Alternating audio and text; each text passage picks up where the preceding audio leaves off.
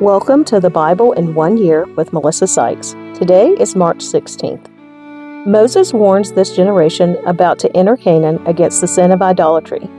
Idolatry could easily find its way into their midst through false prophets, family members, and unrestrained individual hearts. Moses reiterates that Israel must never forget that they are not like other peoples, that they must not engage in pagan practices.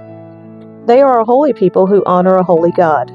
Treating others well, forgiveness of personal debts after 6 years, righteous conduct toward those working off their debts, and compassion toward foreigners, orphans, and widows honors the image of God in others. All males are required to acknowledge the blessing of the Lord by attending 3 of the annual festivals: Passover, the Festival of Harvest or Weeks, and the Festival of Shelters, at the location God specifies. God is forming Israel's communal identity. They are not like all the peoples around them. A warning against idolatry. Deuteronomy chapter 13, verses 1 through 18, around 1405 or 1239 BC. Suppose there are prophets among you, or those who dream dreams about the future, and they promise you signs or miracles, and the predicted signs or miracles occur. If they can say, "Come, let us worship other gods, gods you have not known before," do not listen to them. The Lord your God is testing you to see if you truly love Him with all your heart and soul. Serve only the Lord your God and fear Him alone. Obey His commands, listen to His voice, and cling to Him. The false prophets or visionaries who try to lead you astray must be put to death, for they encourage rebellion against the Lord your God, who redeemed you from slavery and brought you out of the land of Egypt. Since they try to lead you astray from the way the Lord your God commanded you to live, you must put them to death. In this way you will purge the evil from among you. Suppose someone secretly entices you, even your brother, your son or daughter, your beloved wife, or your closest friend, and says, "Let us go worship other gods, gods that neither you nor your ancestors have known." They might suggest that you worship the gods of peoples who live nearby, or who come from the ends of the earth. But do not give in or listen. Have no pity and do not spare or protect them. You must put them to death. Strike the first blow yourself, and then all the people must join in. Stone the guilty ones to death because they have tried to draw you away from the Lord your God, who rescued you from the land of Egypt, the place of slavery. Then all Israel will hear about it and be afraid, and no one will act so wickedly again.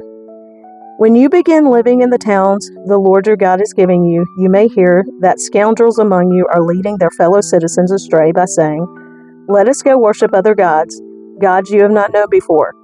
In such cases, you must examine the facts carefully. If you find that the report is true and such a detestable act has been committed among you, you must attack that town and completely destroy all its inhabitants, as well as all the livestock. Then you must pile all the plunder in the middle of the open square and burn it. Burn the entire town as a burnt offering to the Lord your God. That town must remain a ruin forever. It may never be rebuilt. Keep none of the plunder that has been set apart for destruction. Then the Lord will turn from His fierce anger and be merciful to you. He will have compassion on you and make you a large nation, just as He swore to your ancestors. The Lord your God will be merciful only if you listen to His voice and keep all His commands that I am giving you today, doing what pleases Him. Ceremonially clean and unclean animals. Deuteronomy chapter 14, verses 1 through 21. Since you are the people of the Lord your God, never cut yourselves or shave the hair above your foreheads in mourning for the dead. You have been set apart as holy to the Lord your God, and He has chosen you from all the nations of the earth to be His own special treasure. You must not eat any detestable animals that are ceremonially unclean. These are the animals you may eat: the ox, the sheep, the goat, the deer, the gazelle, the roe deer, the wild goat, the addax, the antelope, and the mountain sheep. You may eat any animal that has completely split hooves and choose the cud. But if the animal doesn't have both, it may not be eaten. So you may not eat the camel, the hare, or the hyrax. They chew the cud but do not have split hooves, so they are ceremonially unclean for you. And you may not eat the pig. It has split hooves but does not chew the cud, so it is ceremonially unclean for you. You may not eat the meat of these animals or even touch their carcasses. Of all the marine animals, you may eat whatever has both fins and scales. You may not, however, eat marine animals that do not have both fins and scales, they are ceremonially unclean for you. You may eat any bird that is ceremonially clean. These are the birds you may not eat: the griffin vulture, the bearded vulture, the black vulture, the kite, the falcon, buzzards of all kinds, ravens of all kinds, the eagle owl, the short-eared owl, the seagull, hawks of all kinds, the little owl, the great owl, the barn owl, the desert owl, the Egyptian vulture, the cormorant, the stork, herons of all kinds, the hoopoe, and the bat. All winged insects that walk along the ground are ceremonially unclean for you and may not be eaten, but you may eat any winged bird or insect that is ceremonially clean. You must not eat anything that has died a natural death. You may give it to a foreigner living in your town, or you may sell it to a stranger, but do not eat it yourselves, for you are set apart as holy to the Lord your God. You must not cook a young goat in its mother's milk. The giving of tithes. Deuteronomy chapter 14, verses 22 through 29. You must set aside a tithe of your crops, 1/10 of all the crops you harvest each year.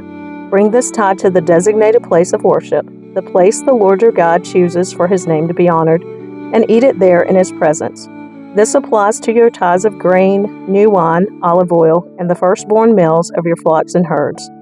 Doing this will teach you always to fear the Lord your God. Now when the Lord your God blesses you with a good harvest, the place of worship he chooses for his name to be honored might be too far for you to bring the tithe. If so, you may sell the tithe portion of your crops and herds, put the money in a pouch, and go to the place the Lord your God has chosen. When you arrive, you may use the money to buy any kind of food you want: cattle, sheep, goats, wine, or other alcoholic drink. Then feast there in the presence of the Lord your God and celebrate with your household. And do not neglect the Levites in your town, for they will receive no allotment of land among you. At the end of every third year, bring the entire tithe of that year's harvest and store it in the harvest town. Give it to the Levites, who will receive no allotment of land among you, as well as to the foreigners living among you, the orphans and the widows in your towns, so they can eat and be satisfied. Then the Lord your God will bless you in all your work.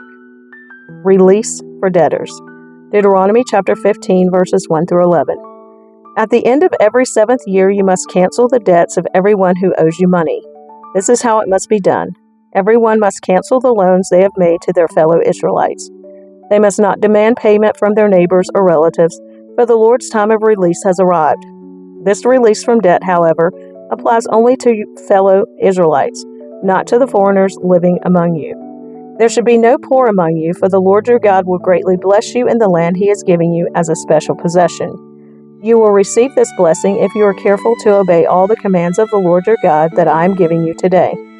The Lord your God will bless you as he has promised. You will lend money to many nations, but will never need to borrow. You will rule many nations, but they will not rule over you.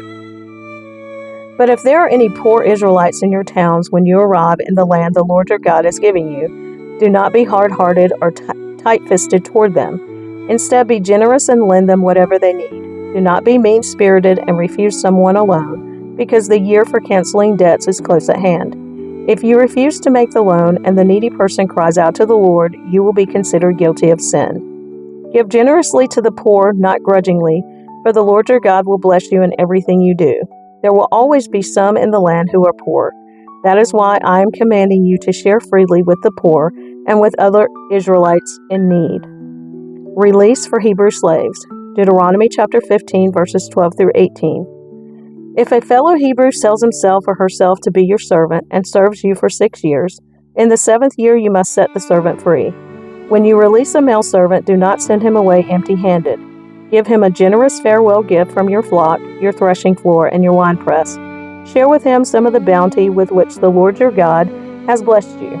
Remember that you were once slaves in the land of Egypt, and the Lord your God redeemed you. That is why I am giving you this command.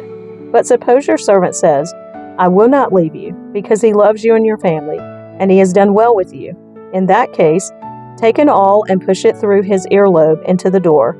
After that, he will be your servant for life, and do the same for your female servants. You must not consider it a hardship when you release your servants. Remember that for 6 years they have given you services worth double the wages of hired workers, and the Lord your God will bless you in all you do. Sacrificing firstborn male animals. Deuteronomy chapter 15, verses 19 through 23. You must set aside for the Lord your God all the firstborn males from your flocks and herds. Do not use the firstborn of your herds to work your fields, and do not shear the firstborn of your flocks. Instead, you and your family must eat these animals in the presence of the Lord your God each year at the place he chooses. But if this firstborn animal has any defect, such as lameness or blindness, or if anything else is wrong with it, you must not sacrifice it to the Lord your God. Instead, use it for food for your family in your hometown. Anyone, whether ceremonially clean or unclean, may eat it, just as anyone may eat a gazelle or deer. But you must not consume the blood. You must pour it out on the ground like water. Passover and the Festival of Unleavened Bread. Deuteronomy chapter 16, verses 1 through 8. In honor of the Lord your God, celebrate the Passover each year in the early spring in the month of Abib, for that was the month in which the Lord your God brought you out of Egypt by night. Your Passover sacrifice may be from either the flock or the herd, and it must be sacrificed to the Lord your God at the designated place of worship, the place he chooses for his name to be honored. Eat it with bread made without yeast. For 7 days the bread you eat must be made without yeast, as when you escaped from Egypt in such a hurry. Eat this bread, the bread of suffering, so that as long as you live you will remember the day you departed from Egypt. Let no yeast be found in any house throughout your land for those 7 days. And when you sacrifice the Passover lamb on the evening of the first day, do not let any of the meat remain until the next morning. You may not sacrifice the Passover in just any of the towns that the Lord your God is giving you. You must offer it only at the designated place of worship, the place the Lord your God chooses for his name to be honored. Sacrifice it there in the evening as the sun goes down on the anniversary of your exodus from Egypt. Roast the lamb and eat it in the place the Lord your God chooses. Then you may go back to your tents the next morning. For the next 6 days you may not eat any bread made with yeast. On the 7th day proclaim another holy day in honor of the Lord your God, and no work may be done on that day. The Festival of Harvest. Deuteronomy chapter 16, verses 9 through 12. Count off 7 weeks from when you first begin to cut the grain at the time of harvest. Then celebrate the Festival of Harvest to honor the Lord your God. Bring him a voluntary offering in proportion to the blessings you have received from him. This is a time to celebrate before the Lord your God at the designated place of worship he will choose for his name to be honored. Celebrate with your sons and daughters, your male and female servants, the Levites from your towns, and the foreigners, orphans, and widows who live among you. Remember that you were once slaves in Egypt, so be careful to obey all these decrees. The Festival of Shelters.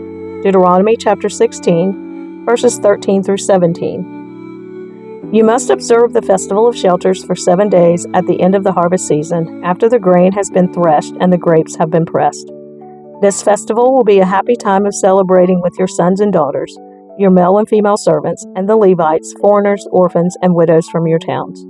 For 7 days you must celebrate this festival to honor the Lord your God at the place he chooses, for it is he who blesses you with bountiful harvest and gives you success in all your work.